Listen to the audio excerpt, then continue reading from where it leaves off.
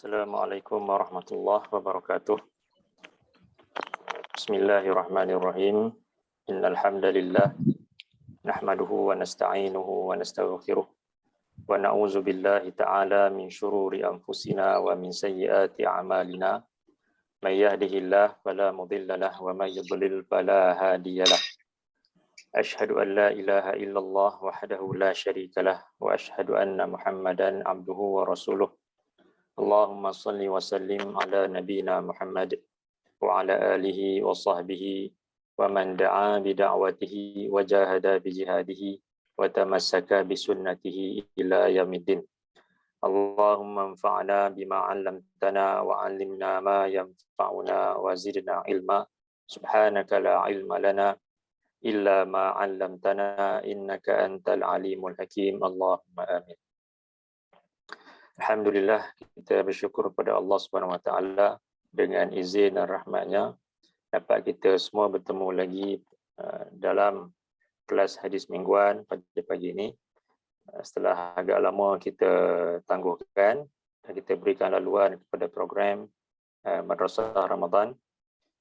Jadi alhamdulillah pagi ini kita dapat sambung kembali kelas hadis mingguan kita. Dan untuk pagi ini insya-Allah kita akan lihat sebuah hadis berkenaan dengan Syawal dan berkenaan dengan istiqamah. Baik, kita lihat hadis ini.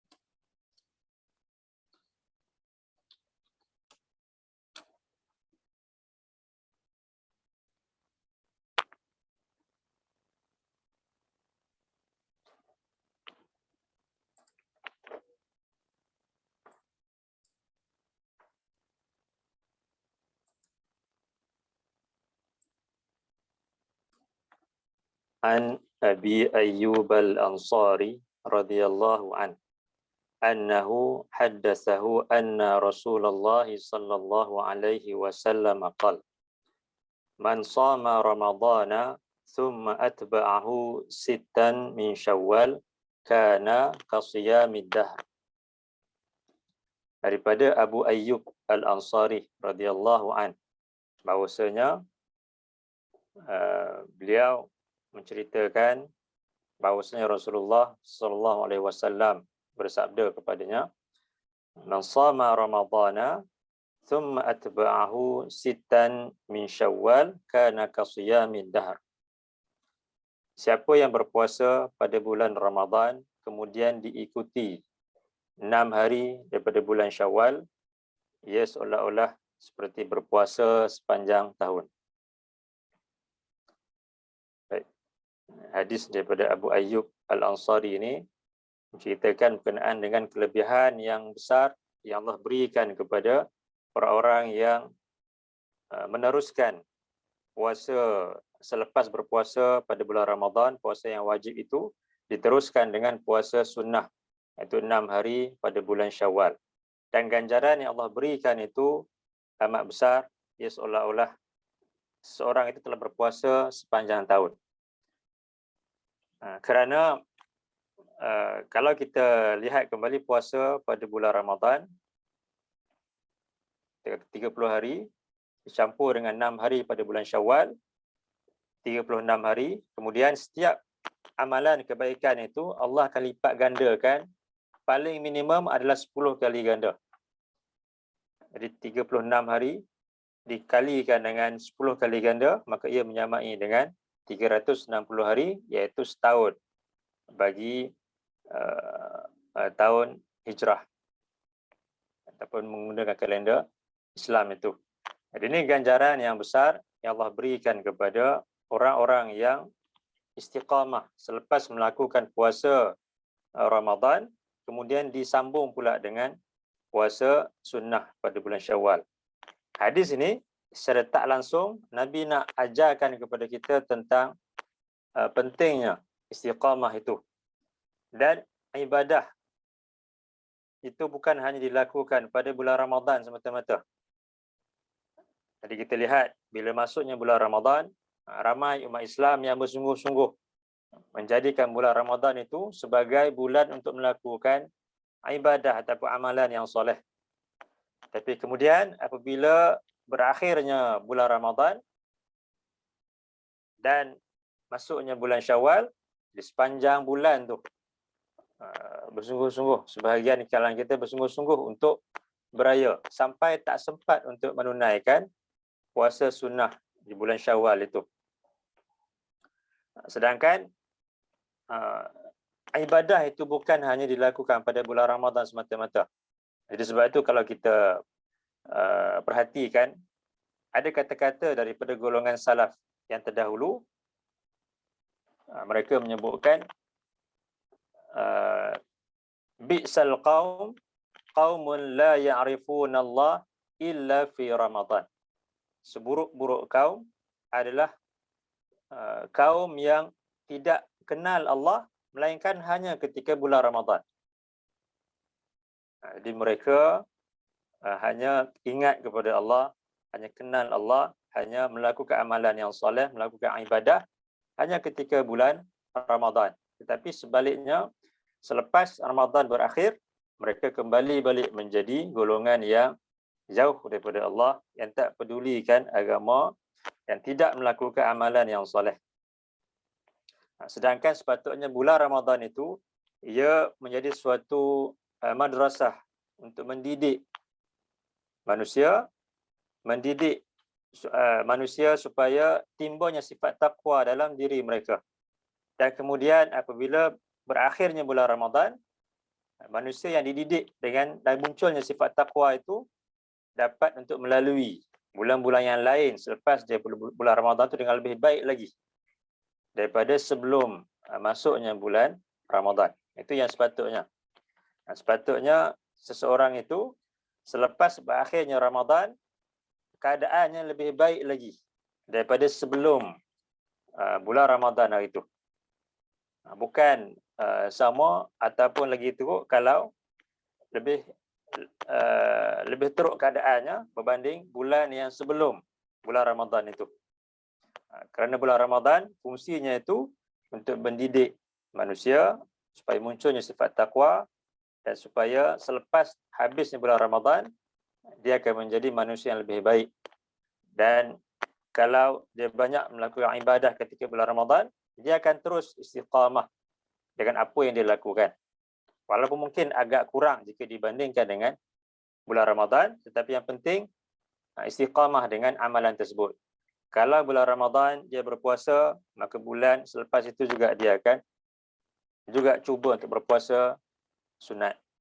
Dimulakan dengan 6 hari pada bulan Syawal.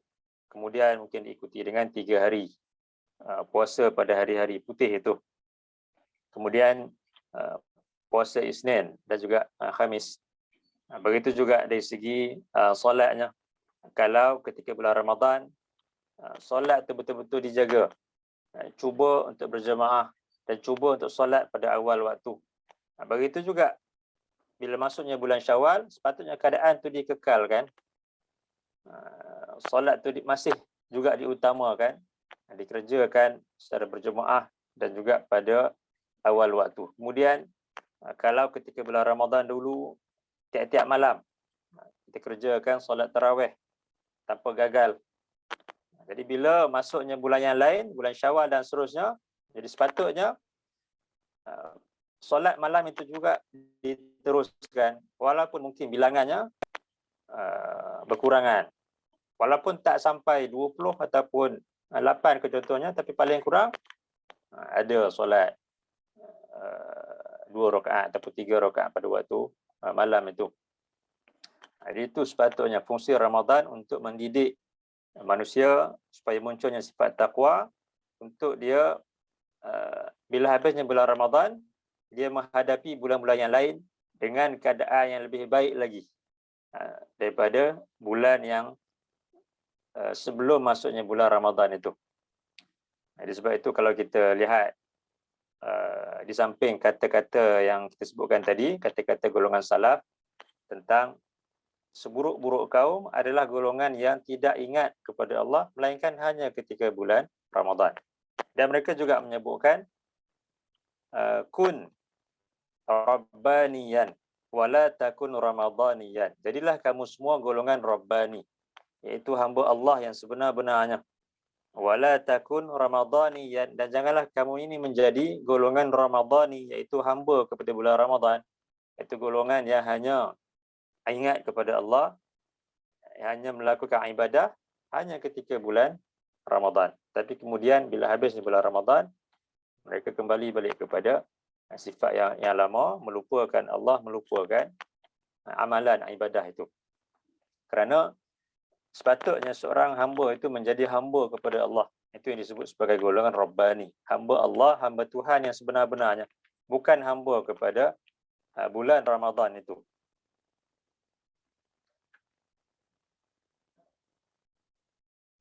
Kalau kita lihat, Allah sebutkan dalam surah 2 ayat 185,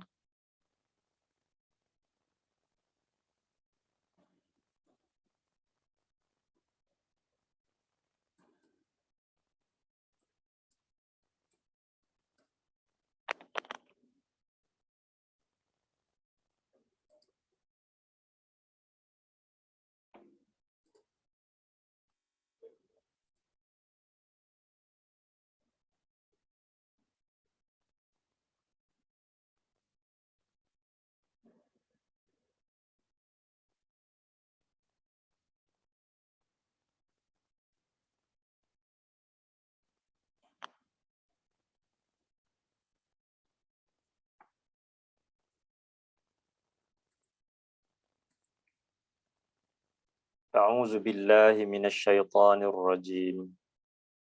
Syahrul Ramadan alladzi unzila fihi al-Qur'anu hudal linnasi wa bayyinatin minal huda wal furqan. Faman syahida minkumus syahra falyasum. ومن كان مريضا أو على سفر فعدة من أيام أخر يريد الله بكم اليسر ولا يريد بكم العسر ولتكملوا العدة ولتكبروا الله على ما هداكم ولعلكم تشكرون. Syahrul Ramadan allazi unzila fihi al-Quran hudan linnas. Bulan Ramadan itu ialah bulan yang diturunkan padanya Al-Quran, atau permulaan Al-Quran itu hudan linnas wa bayyinatin minal huda wal furqan. Ia menjadi petunjuk buat manusia dan di dalamnya terdapat keterangan-keterangan daripada petunjuk itu, dan ia juga menjadi al-furqan, iaitu pembeza di antara kebenaran dan kebatilan. Faman syahida minkum syahra falyasum. Dan siapa yang sempat bertemu dengan bulan Ramadan, maka hendaklah dia berpuasa. Faman kana maridan aw ala safarin fa'iddatun min ayyamin ukhra. Siapa yang sakit ataupun di dalam safar, musafir, maka hendaklah dia menggantikan pada hari-hari yang lain. Yuridullahu bikumul yus wa la yuridu bikumul usr. Allah menghendaki kesenangan buat kamu dan dia tidak menghendaki kesukaran buat kamu. Walitukmilul iddah walitukabbirullaha ala ma hadakum wa la'allakum tashkurun. Dan supaya kamu semua menyempurnakan bilangan puasa itu. Dia menyempurnakan bilangan puasa. Yang pertamanya puasa Ramadan itulah, puasa yang wajib disempurnakan. Kemudian disambung pula dengan menyempurnakan puasa itu sebanyak setahun, iaitu puasa Ramadan, dan kemudian diikuti dengan 6 hari pada bulan Syawal itu. Walitukabbirullaha ala ma hadakum, dan supaya kamu semua membesarkan Allah, bertakbir kepada Allah. Jadi bila masuknya hari raya, sunnah untuk kita bertakbir kepada Allah, membesarkan Allah di atas hidayahnya kepada kamu. Dialah yang kurniakan hidayah kepada kamu selama ini pada bulan Ramadan, dan kemudian dia juga yang mengekalkan hidayah tersebut buat kamu selepas daripada bulan Ramadan itu. Wala'allakum tashkurun, dan supaya kamu semua kamu bersyukur kepada Allah. Dia Allah sebut di sini, hendaklah kamu sempurnakan bilangan puasa itu, dan hendaklah kamu bertakbir kepada Allah di atas hidayahnya kepada kamu, dan supaya kamu semua kamu bersyukur kepada Allah. Tanda golongan, satu golongan itu bersyukur kepada Allah adalah dengan dia berterusan melakukan ketaatan kepada Allah. Kerana syukur itu merujuk kepada taat. Orang-orang yang bersyukur kepada Allah kerana diberikan kesempatan untuk bertemu dengan bulan Ramadan, diberikan kesempatan untuk bertemu dengan hari raya dan bulan Syawal ini adalah dengan bersyukur kepada Allah, iaitu meneruskan ketaatan amalan yang soleh kepada Allah. Bukan bila masuknya hari raya bersukaria, bergembira, berhibur sampai mengakibatkan dia melupakan apa yang patut dilakukan, iaitu amalan soleh yang telah dibuat dengan sebaik-baiknya pada bulan Ramadan diteruskan pada bulan Syawal dan seterusnya. Itulah tanda orang-orang yang bersyukur kepada Allah. Bukan hanya bersyukur dengan mengucapkan Alhamdulillah, itu dah masuk kepada bulan Syawal, bulan hari raya. Tetapi sebaliknya bersyukur dengan meneruskan ketaatan kepada Allah itu. Kalau kita lihat, Allah sebut dalam surah 92 ayat yang ke-5.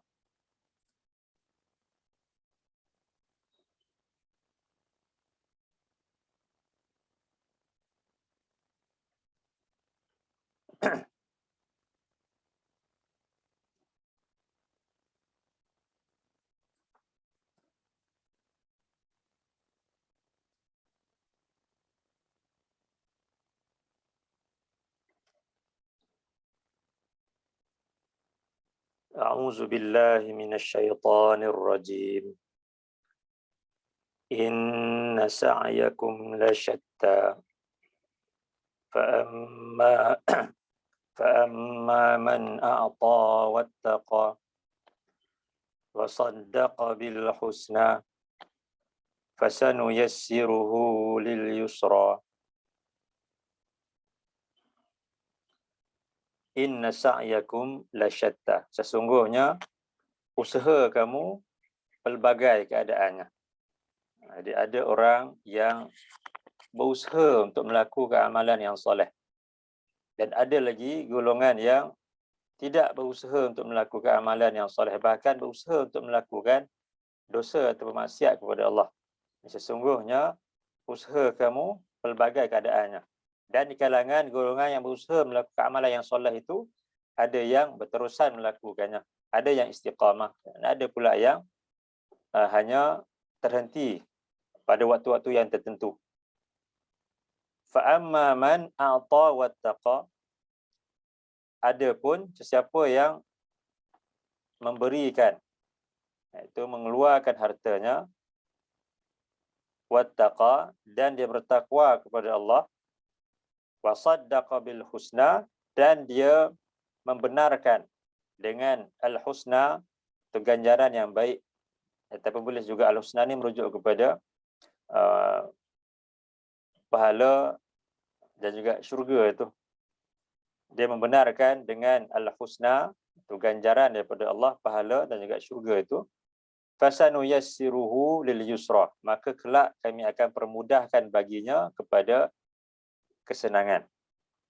Yusra di sini, dia yang pertama merujuk kepada Allah akan permudahkan seorang itu untuk melakukan amalan yang soleh yang dapat memberikan kesenangan kepadanya, iaitu dapat masukkannya ke dalam syurga. Dan keduanya yusra tu merujuk kepada syurga itu sendiri. Jadi siapa yang mengeluarkan hartanya dan dia bertakwa. Jadi kita tahu antara tujuan puasa diwajibkan adalah untuk menimbulkan sifat takwa dalam diri seseorang itu. Siapa yang bertakwa, yang mengeluarkan harta dan bertakwa, dan dia membenarkan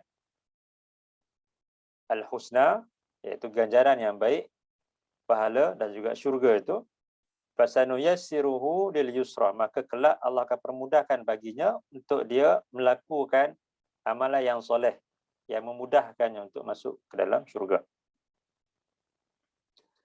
Jadi sebab itu antara tanda Allah menerima amalan soleh yang kita lakukan adalah dengan dia permudahkan kita ni untuk berterusan melakukan amalan soleh yang lain.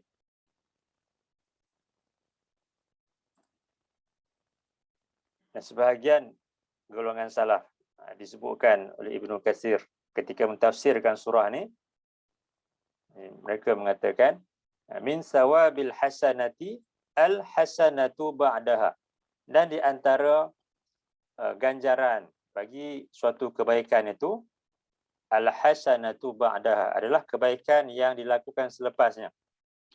Maksudnya antara tanda amalan kita tu diterima oleh Allah dan Allah akan bagi ganjaran yang baik kepada kita adalah dengan kita berterusan melakukan amalan yang baik selepas daripada amalan yang pertama tu. Jadi, contohnya seorang yang berpuasa pada bulan Ramadan, kemudian bila masuk bulan Syawal dan seterusnya dia berterusan pula berpuasa sunnah. Jadi itu antara tanda Allah menerima puasanya pada bulan Ramadan. Tapi sebaliknya, kalau seorang tu dia berpuasa pada bulan Ramadan, tapi bila masuk bulan Syawal dan seterusnya, dia tinggalkan puasa, kemudian banyak pula melakukan dosa dan juga maksiat, maka itu antara tanda kemungkinan puasanya itu tidak diterima oleh Allah. Dan kemudian disebutkan lagi, wa min uqubatis sayyiati as-sayyi'atu ba'daha, dan di antara hukuman atau pembalasan bagi suatu keburukan itu adalah keburukan yang dilakukan selepasnya.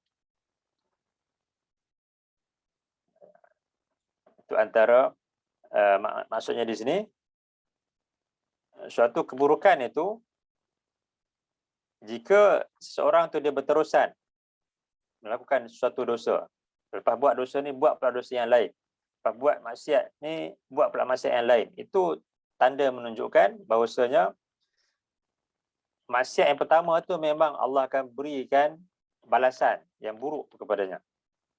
Kerana kalaulah Allah tidak mengampunkannya, memberikan keampunan untuk menghapuskan dosanya pada maksiat yang pertama tu, tentulah Allah akan permudahkan baginya untuk dia meninggalkan perbuatan dosa dan juga maksiat tersebut, dan sebaliknya digantikan dengan amalan soleh yang dapat untuk menghapuskan dosanya itu. Tapi kalau dia terusan melakukan dosa dan juga maksiat, maka itu menunjukkan bahawasanya dia akan menerima balasan ataupun azab disebabkan dosanya yang dilakukan itu. Jadi antara tanda Allah terima kebaikan ataupun amalan soleh yang kita lakukan adalah kita berterusan melakukan amalan soleh tersebut. Jadi kalau ketika bulan Ramadan kita memelihara solat kita, kita berpuasa, kemudian kita tadarus, mempelajari Al-Quran, kita banyak bersedekah dan juga infak pada jalan Allah. Jadi antara tanda Allah terima amalan kita tu adalah dengan kita berterusan melakukannya pada bulan Syawal dan bulan-bulan yang lain. Atau kita berterusan memelihara solat kita. Kita berterusan untuk berpuasa semampu kita. Kemudian kita berterusan untuk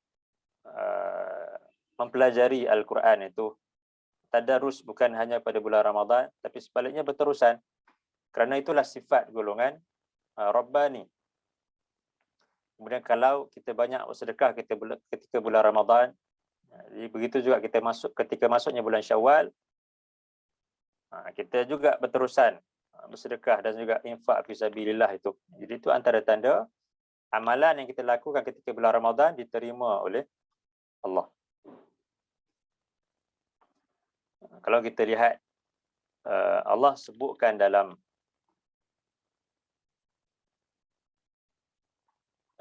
surah 23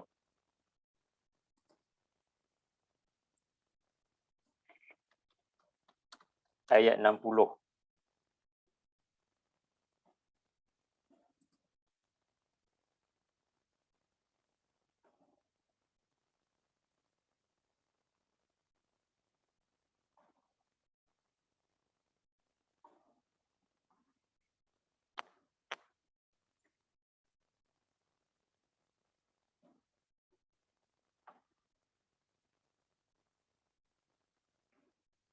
A'udzu billahi minasyaitonir rajim.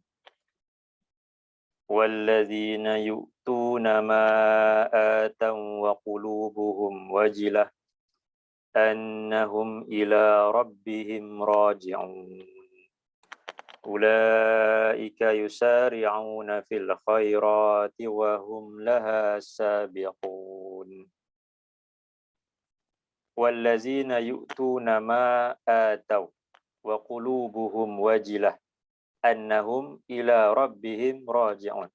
Dan orang-orang yang mereka mengeluarkan apa yang telah mereka keluarkan itu mereka mengeluarkan harta, wa qulubuhum wajilah, dalam keadaan hati-hati mereka gemetar kepada Allah, annahum ila rabbihim raji'un, dan bahwasanya mereka yakin bahwasanya mereka akan kembali kepada Tuhan mereka.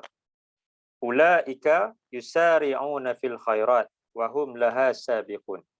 Mereka akan bersegera untuk melakukan kebaikan-kebaikan, dan merekalah orang-orang yang berlumba-lumba untuk melakukan amalan kebaikan tersebut.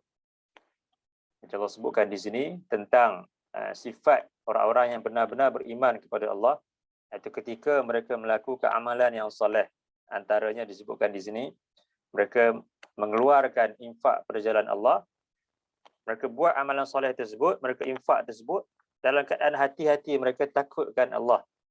Itu mereka takut tak diterima oleh Allah.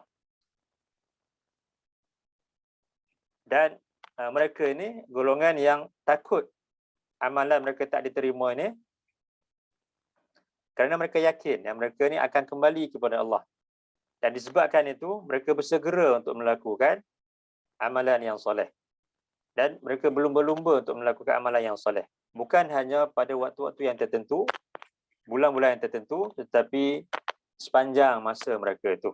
Mereka berusaha untuk bersegera, berlumba-lumba untuk melakukan amalan yang soleh. Jadi ini sifat golongan yang benar-benar beriman kepada Allah.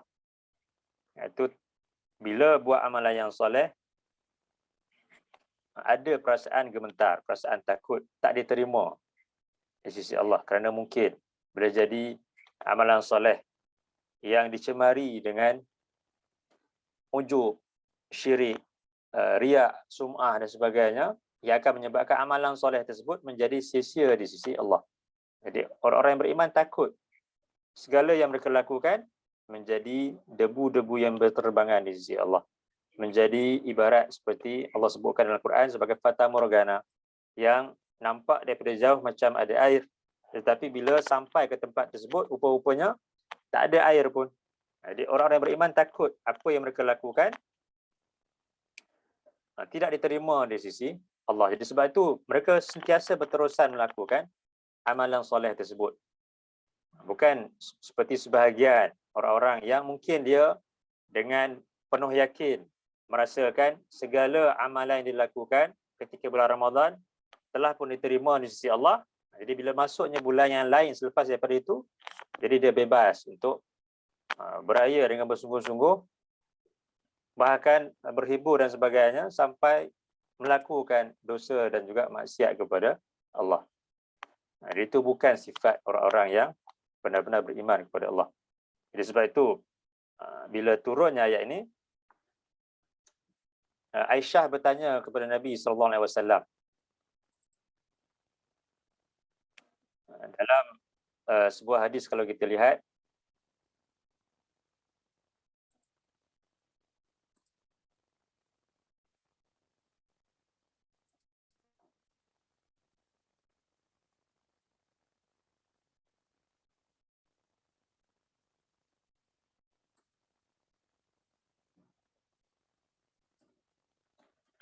anna Aisyata zaujan Nabi sallallahu alaihi wasallam qalat sa'altu Rasulullah sallallahu alaihi wasallam an hadhihi al-ayah wallazina yu'tuna ma ataw wa qulubuhum wajilah qalat Aisyatu ahumul ladzina yashrabuna al-khamr wa yasriqun qala la ya bintas siddiq walakinnahum allazina yasumuna wa yusalluna wa yatasaddaquna wa hum yakhafuna an la yuqbala minhum ulaika allazina yusari'una fil khairat wa hum laha sabiqun.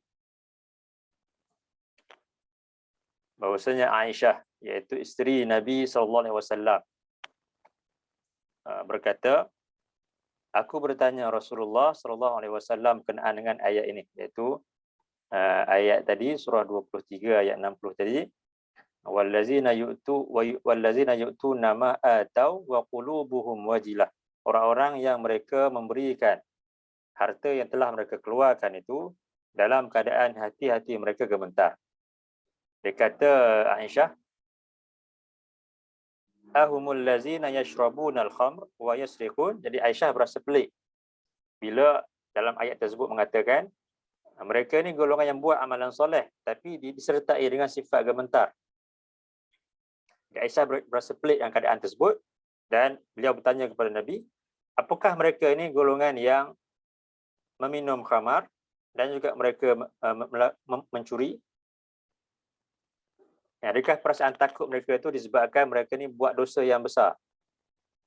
Jadi Nabi menjawab, qala la, tidak, ya bintas siddiq, tidak wahai anak kepada as-siddiq, walakinnahum allazina yasumuna, akan tetapi mereka ini bukanlah golongan yang minum arak, mereka ini bukanlah golongan yang mencuri, tapi mereka ini golongan yang yasumuna, yang mereka berpuasa, wa yusalluna, dan mereka salat, wa yatasaddaquna, dan mereka bersedekah, wa hum yakhafuna an la yuqbala minhum, dan mereka takut Allah tidak menerima segala amalan mereka itu. Ulaikal ladzina yusari'una fil khairat, mereka itulah orang-orang yang bersegera untuk melakukan kebaikan-kebaikan. Wa hum laha sabiqun, dan merekalah orang-orang yang berlumba-lumba untuk melakukan kebaikan-kebaikan tersebut. Jadi ini sifat yang sepatutnya ada pada orang-orang yang beriman, iaitu tidak merasa cukup dengan segala amalan yang dilakukan ketika bulan Ramadan, tapi sebaliknya ada perasaan gemetar, takut-takut amalan yang telah dilakukannya tidak diterima di sisi Allah. Jadi disebabkan itu dia berterusan melakukan amalan soleh tersebut sepanjang hidup dia itu. Sebab itu kalau kita lihat dalam hadis yang lain berkenaan dengan sifat istiqamah itu,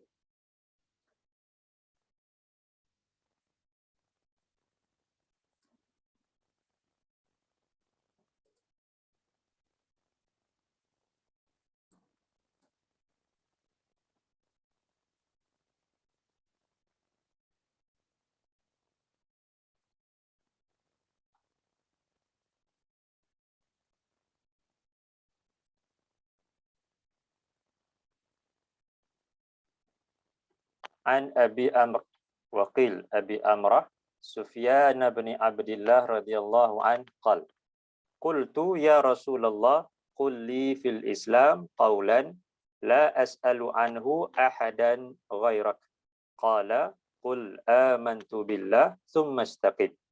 Daripada Abi Amr, dan dikatakan juga Abi Amrah Sufyan bin Abdullah radhiyallahu an katanya, Aku berkata, wahai Rasulullah, ya Rasulullah, wahai Rasulullah, qul li fil Islam qawlan, sampaikanlah kepadaku suatu perkataan, suatu kata-kata tentang Islam ini, qawlan la as'alu anhu ahadan ghairah, yang tak perlu untuk aku tanya kepada orang yang lain selain daripada kamu. Qala, kemudian jawab Rasulullah, qul, ucapkanlah, amantu billah summa istaqim. Aku beriman kepada Allah, kemudian tetaplah pendirian, kemudian istiqamahlah. Jadi ini suatu pesanan yang penting yang Nabi berikan kepada Abu Amr atau Abu Amrah Sufyan bin Abdullah ini, iaitu istiqamah. Selepas kita mengucapkan kita ni beriman kepada Allah, maka hendaklah kita istiqamah dengan keimanan tersebut. Dalam sebuah lagi hadis,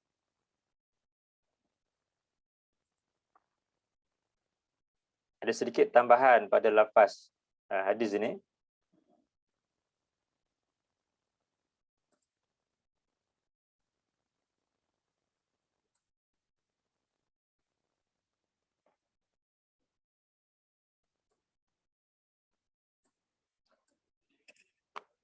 An Sufyan bin Abdullah Al-Thaqafi qala qultu ya Rasulullah hadithni bi amrin a'tasimu bih.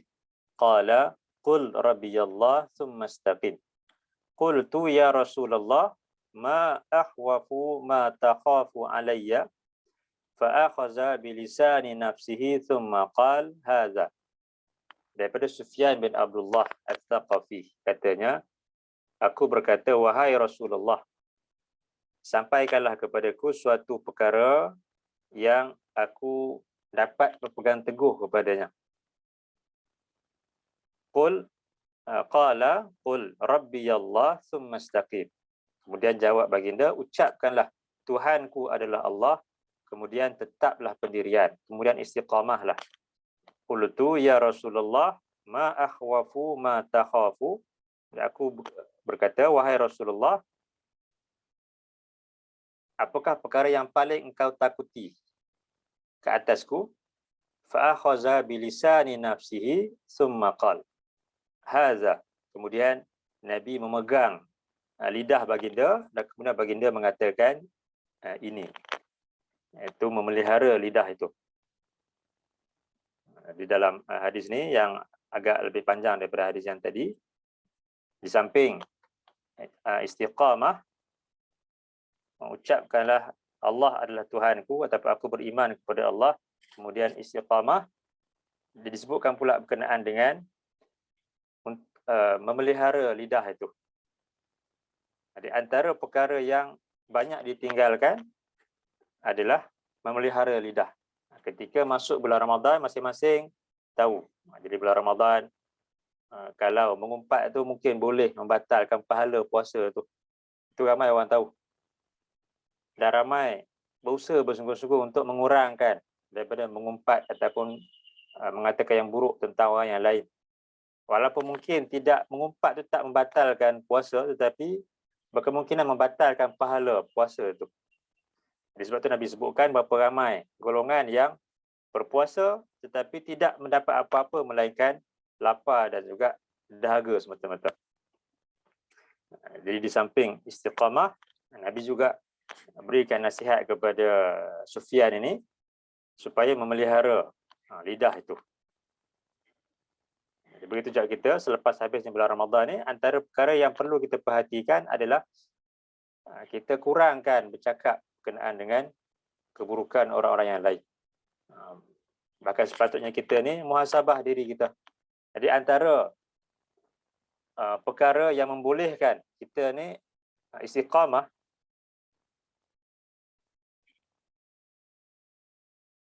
antaranya adalah dengan kita ni bermuhasabah, iaitu kita renung diri kita ni, kelemahan diri kita. Itu antara perkara yang dapat menimbulkan istiqamah dalam diri kita. Jadi untuk kita boleh istiqamah dalam amalan kita ni, Yang pertama sekali, mestilah kita mohon daripada Allah. Kerana Allah lah yang membolak-balikkan hati kita. Jadi untuk kita boleh istiqamah dalam amalan kita adalah dengan kita meminta kepada Allah, kita berdoa kepada Allah. Dalam sebuah hadis yang lain,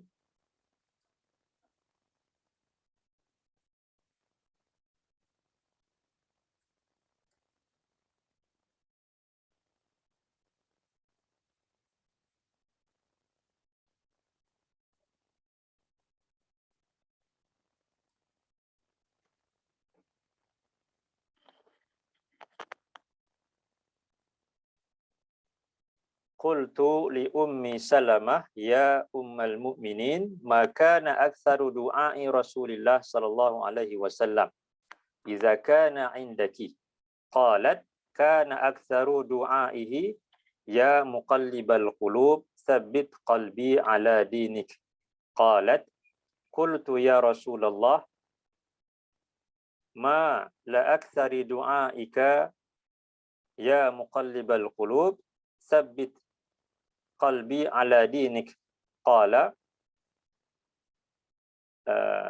ya umma Salamah innahu laisa adamiyyun illa wa qalbuhu baina usbu'aini min asabi'illah faman syaa'a aqama wa man syaa'a azaa'a fatala Mu'az rabbana la tuzigh qulubana ba'da idh hadaitana.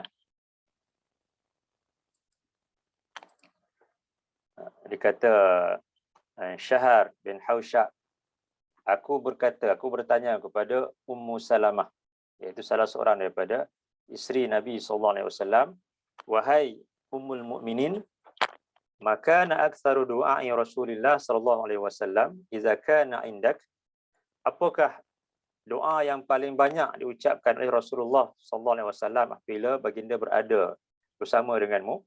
Qalat kana aktsaru du'aihi ya muqallibal qulub tsabbit qalbi ala dinik. Dijawab Ummu Salamah, doa yang paling banyak Nabi ucapkan ketika bersama dengan beliau, ya muqallibal qulub tsabbit qalbi ala dinik, wahai Tuhan yang membolak-balikkan hati, tetapkanlah hatiku di atas agamamu. Qalat qultu ya Rasulullah ma li aktsari du'aik ya muqallibal qulub tsabbit qalbi ala dinik. Kemudian Ummu Salamah berkata, aku bertanya kepada Rasulullah SAW, mengapakah engkau memperbanyakkan doa ini, iaitu ya muqallibal qulub tsabbit qalbi ala dinik?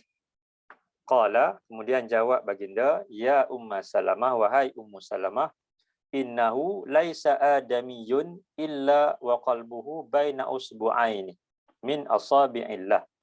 Wahai Ummu Salamah, sesungguhnya tiada seorang pun anak Adam melainkan hatinya itu berada di antara jari jemari Allah. Faman syaa'a aqama. Siapa yang Allah kehendaki, maka dia akan menjadikan seorang itu istiqamah, berterusan berada di dalam hatinya itu, berterusan berada di dalam keimanan. Wa man syaa'a azagha. Dan siapa yang Allah kehendaki, maka dia akan menyebabkan hati tersebut cenderung kepada kesesatan. Jadi ini antara fatala Mu'az, sambungan hadis itu lagi, fatala Mu'az. Lalu Mu'az ni periwayat hadis ni, dia Mu'az bin Mu'az namanya. Kata Imam Bukhari, hadis ini disampaikan kepadanya oleh Abu Musa Al-Ansari. Abu Musa pula menyatakan Mu'az menyampaikan hadis ni kepadanya. Jadi kemudian Mu'az ni membacakan ayat ni lah, ayat surah 3 ayat 8. Rabbana la tuzigh qulubana ba'da iz hadaitana. Wahai Tuhan kami, janganlah engkau cenderungkan hati-hati kami kepada kesesatan sesudah engkau berikan hidayah kepada kami. Ini ayat daripada surah 3 ayat yang ke-8.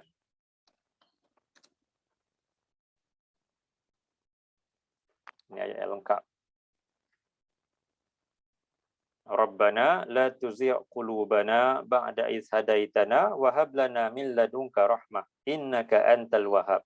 Wahai Tuhan kami, janganlah engkau pesongkan hati-hati kami. Engkau cenderungkan hati-hati kami kepada kesesatan ba'da idh hadaitana. Sesudah engkau berikan hidayah petunjuk kepada kami. Wa hab lana min ladunka rahmah.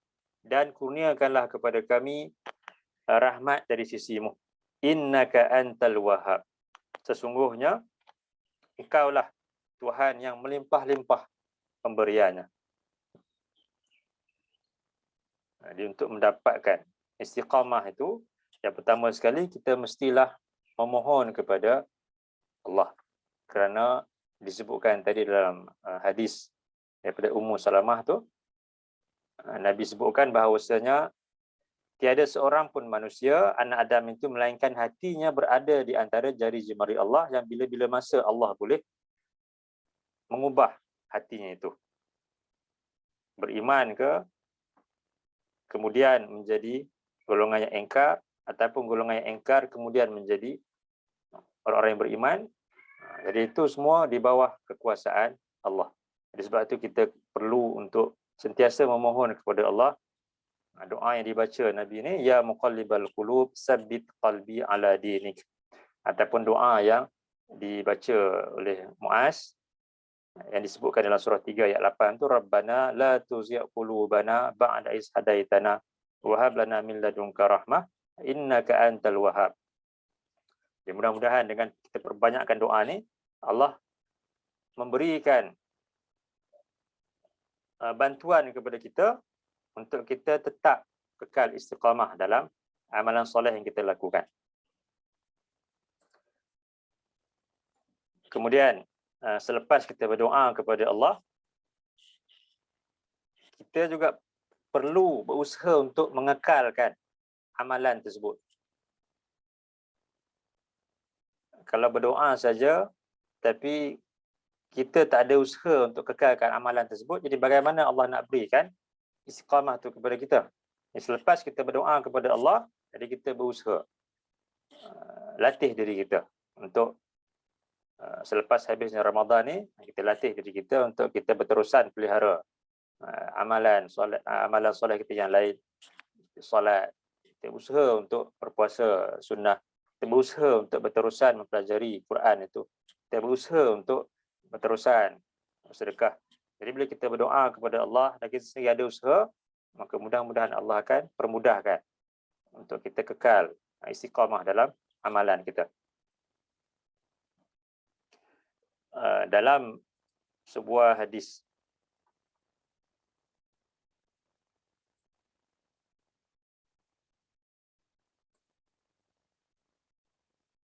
an Aisyah radhiyallahu anna Rasulullah sallallahu alaihi wasallam qala iklafu minal amali ma tutiquna fa inna Allah la yamallu hatta tamallu wa inna ahabbal amali ila Allah adwamuhu wa in qalla wa kana idza amila amalan asbatahu. Daripada Aisyah radhiyallahu anha bahwasanya Rasulullah sallallahu alaihi wasallam bersabda, iklafu minal amal ma tutiquna, bebankanlah diri kamu untuk melakukan amalan soleh yang kamu mampu untuk melakukannya. Fa inna Allah la yamallu hatta tamallu. Sesungguhnya Allah itu dia tidak merasa bosan sehinggalah kamu sendiri yang merasakan kebosanan tersebut. Wa inna ahabbal amali ila Allah adwamuhu wa in qalla. Sesungguhnya amalan yang paling dicintai Allah adalah amalan yang berterusan walaupun sedikit bilangannya.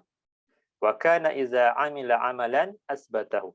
Dan kata Aisyah, Nabi baginda apabila melakukan amalan, baginda akan melakukannya secara berterusan amalan tersebut. Dalam hadis ni Nabi ajarkan kepada kita supaya kita latih diri kita untuk melakukan amalan soleh yang kita mampu untuk lakukan. Jangan kita lihat orang lain. Orang lain mungkin mampu melakukan lebih daripada kita. Tapi kita mulakan, walaupun mungkin bilangan tu sedikit, tapi yang penting adalah kita berterusan melakukannya. Tak guna kalau amalan kita tu banyak, kita lakukan sekali secara banyak, tapi kemudian kita tinggalkan. Sedangkan Nabi Allah sebutkan dalam Nabi sebutkan dalam hadis ini, Allah tu dia takkan berasa bosan, sehinggalah kamu sendiri yang merasa bosan. Di sebahagian orang disebabkan dia mula-mula tu dia banyak buat amalan tu secara banyak bilangannya, lama kelamaan akan timbul rasa bosan dalam dirinya dan kemudian dia meninggalkan amalan tersebut. Jadi bila dia bosan, dia tinggalkan amalan, maka Allah juga akan berasa bosan dengannya dan tak nak memberikan ganjaran kepadanya disebabkan dia sendiri yang berasa bosan dengan amalan soleh tersebut. Jadi sebab itulah yang penting, amalan itu dilakukan secara berterusan, walaupun mungkin sedikit dari segi bilangannya. Sedikit bilangan harinya, sedikit bilangan rakaatnya, sedikit bilangan ayatnya. Tapi yang penting adalah berterusan kita lakukan. Itu lebih baik daripada yang banyak bilangannya, yang banyak bilangan zikirnya ke ayatnya atau harinya, tetapi kemudian ditinggalkan perbuatan tersebut apabila timbul rasa bosan itu. Inna ahabbal amali ilallahi adwamuhu wa inqal. Amalan yang paling Allah cintai adalah amalan yang berterusan walaupun sedikit bilangannya. Jadi sebab itu kalau kita lihat, Allah menyebutkan dalam surah 67 ayat yang kedua.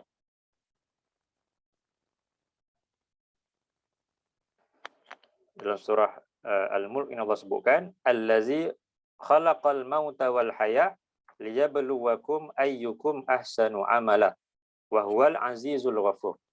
Allah dialah Tuhan yang menciptakan kematian dan kehidupan kerana dia hendak menguji kamu, siapakah di antara kamu yang paling baik amalannya. Dan dialah Tuhan yang maha perkasa lagi maha pengampun. Allah sebutkan ahsanu amalan, amalan yang paling baik. Amalan yang paling baik bukan amalan yang paling banyak. Amalan yang paling banyak tak semestinya amalan itulah amalan yang terbaik. Jadi Allah tak sebutkan aktsaru amala, tapi ahsanu amala, amalan yang paling baik. Jadi seorang yang melakukan amalan dengan ikhlas dan mengikut sunnah Nabi itu, walaupun sedikit bilangannya, itu lebih baik daripada orang yang melakukan amalan yang tidak ikhlas kepada Allah ataupun yang tidak mengikut sunnah Nabi SAW itu, walaupun mungkin banyak bilangannya. Jadi sebab itu berdasarkan ayat ni, kata seorang tabi'ut tabi'in itu Al-Fudail bin Iyad, ahsanu amala itu merujuk kepada dua syarat. Amalan yang terbaik itu adalah amalan yang ikhlas kerana Allah dan mengikut sunnah Nabi SAW. Itulah amalan yang paling baik, bukan amalan yang paling banyak. Allah tak sebut di sini amalan yang paling banyak. Sebab itu antara yang pertama tadi kita sebutkan, antara cara untuk kita dapat istiqamah dalam amalan kita, yang pertama kita berdoa kepada Allah. Kemudian keduanya, kita sendiri ada usaha untuk mengekalkan amalan tersebut kerana Allah mencintai amalan yang sedikit, amalan yang berterusan walaupun dia sedikit.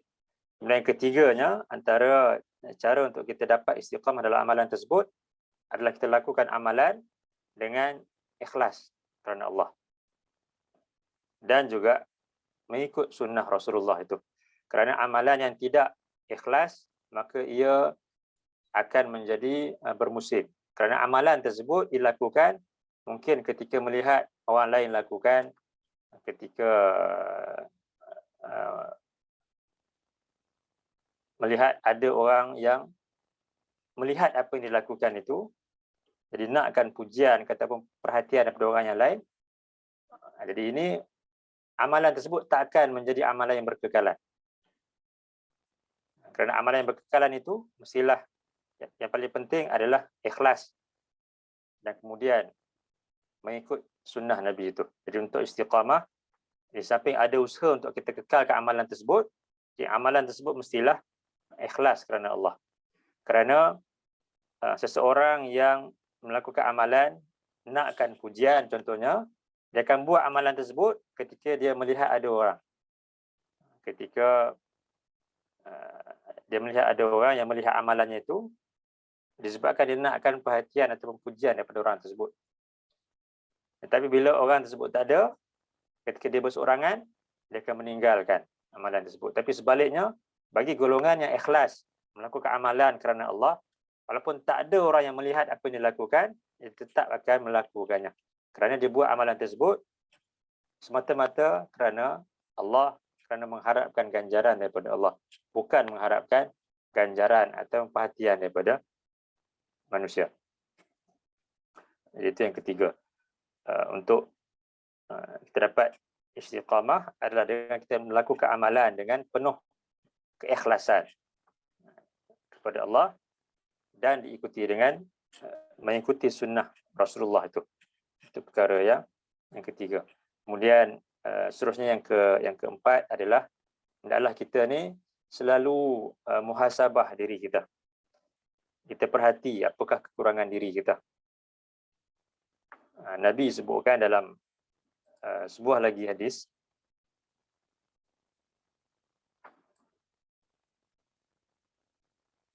al-kayyisu man dana nafsahu wa amila lima ba'dal maut wal ajizu man atba'a nafsahu hawaha wa tamanna 'ala Allah.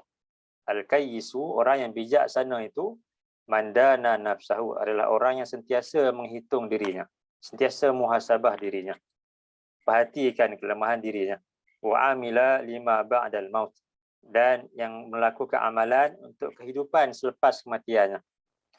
Wal ajizu man atba'a nafsahu hawaha, dan orang yang lemah itu adalah lemah di sini maksudnya lemah akal. Orang yang ataupun lawan kepada al-kayyisu ni maksudnya orang yang lemah akal ataupun bodoh lah. Orang yang lemah akalnya ataupun orang yang bodoh itu adalah orang yang mengikut hawa nafsunya, wa tamanna 'ala Allah, dan dia berangan-angan kepada Allah. Ikut hawa nafsu tapi berangan-angan untuk Allah kurniakan rahmat, kebaikan kepadanya. Itu orang-orang yang bodoh. Tapi orang-orang yang bijaksana, yang sentiasa menghitung dirinya, melihat kekurangan dirinya, muhasabah dirinya, dan dia berterusan melakukan amalan untuk kehidupan selepas kematiannya. Jadi sebab tu kalau kita lihat dalam hadis tadi, di samping Nabi sebutkan tentang istiqamah, Nabi sebutkan juga berkenaan dengan perkara yang Nabi paling takut menimpa Sufyan itu adalah lidah. Tak dapat untuk memelihara lidah. Di hari ini ramai orang cenderung untuk perkatakan berkenaan dengan orang yang lain. Dia sibuk untuk menyebutkan kelemahan, keburukan orang yang lain. Tapi sebaliknya melupakan kelemahan yang ada pada dirinya. Sedangkan golongan yang beriman sepatutnya muhasabah dirinya.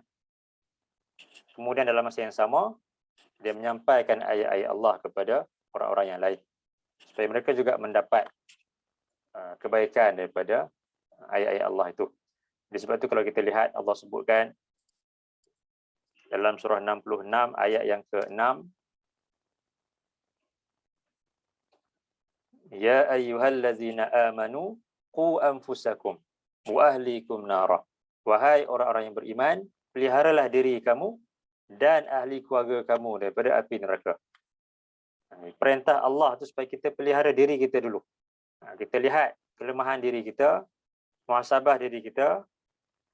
Kemudian dalam masa yang sama, kita cuba perbaiki orang yang dekat dengan kita, ahli keluarga kita, sahabat-sahabat dan sebagainya. Kemudian barulah kita sampaikan kepada orang-orang yang lain. Kalau kita hanya menyampaikan kepada orang yang lain, tapi kita lupakan diri kita, ini golongan yang rugi. Bahkan Allah murka kepada golongan yang sebegini. Jadi kita mulakan dengan diri kita dulu. Kemudian ahli keluarga kita, orang yang dekat dengan kita, dan kemudian barulah orang-orang yang lain. Jadi itu penting, muhasabah diri kita. Di samping kita menyampaikan peringatan ayat-ayat Allah kepada orang-orang yang lain. Jadi itu antara perkara yang boleh untuk menimbulkan istiqamah dalam diri kita. Yang pertama adalah berdoa kepada Allah, kita mohon supaya Allah berikan bantuan, pertolongan kepada kita untuk kita kekal istiqamah. Kemudian keduanya adalah dengan kita ni sendiri ada usaha untuk melakukan amalan tersebut secara berterusan. Dan kemudian ketiganya, kita lakukan amalan dengan penuh keikhlasan kepada Allah dan menuruti sunnah Rasulullah SAW. Kerana amalan yang tidak ikhlas, dia takkan berterusan.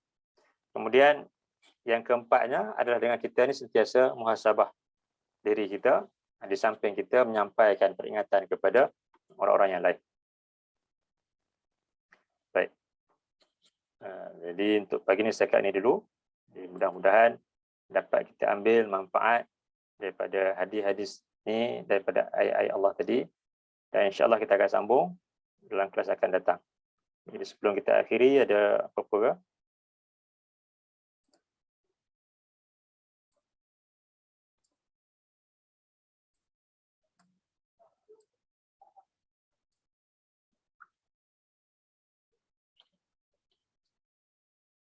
Baik. Jadi kalau tak ada apa-apa, sekat itu dulu untuk pagi ini.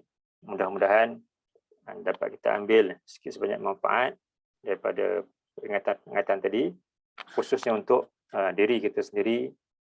Pagi ini kita lihat berkenaan dengan puasa sunnah pada bulan Syawal dan kemudian tentang istiqamah yang sepatutnya bagi orang-orang yang beriman itu, dia bukan hanya melakukan ibadah ketika bulan Ramadan semata-mata, tapi Ramadan itu sebenarnya adalah bulan untuk mendidik sifat takwa dalam dirinya, supaya apabila dia keluar daripada bulan Ramadan, dia akan berterusan melakukan amalan yang telah dilakukan pada bulan Ramadan tersebut, sama ada dari segi solatnya, dari segi puasanya, dari segi Qurannya itu, dari segi infaknya itu. Jadi dia berterusan istiqamah melakukannya walaupun selepas masuknya bulan-bulan yang lain. Kerana kata golongan salaf yang kita sebut tadi, kun rabbaniyan wala takun ramadhaniyan. Jadilah kamu semua golongan rabbani, hamba Tuhan, hamba Allah yang sebenar-benarnya. Janganlah kamu menjadi golongan ramadhani, iaitu hamba kepada bulan Ramadan semata-mata. Jadi mudah-mudahan Allah berikan bantuan kepada kita untuk kita istiqamah dalam bulan-bulan seterusnya sebelum kita dapat bertemu dengan Ramadan yang akan datang insya-Allah. Aqulu qawli hadza wa astaghfirullahal azim li wa lakum. Allahumma ja'al hadza jam'ana jam'an marhuma wa tafarruqana min ba'dihi tafarruqan ma'suma. Allahumma inna na'udzubika minal baras wal junun wal juzam wa min sayyi'il asqam. Allahumma inna nas'aluka ilman nafi'a wa rizqan tayyiba wa amalan mutaqabbala. Subhanakallahumma wa bihamdika asyhadu an la ilaha illa anta astaghfiruka wa atubu ilaik. Wassallallahu ala nabiyyina Muhammad wa ala alihi wa sahbihi wa sallam. Walhamdulillahi rabbil alamin. Allahumma amin. Assalamualaikum warahmatullahi wabarakatuh.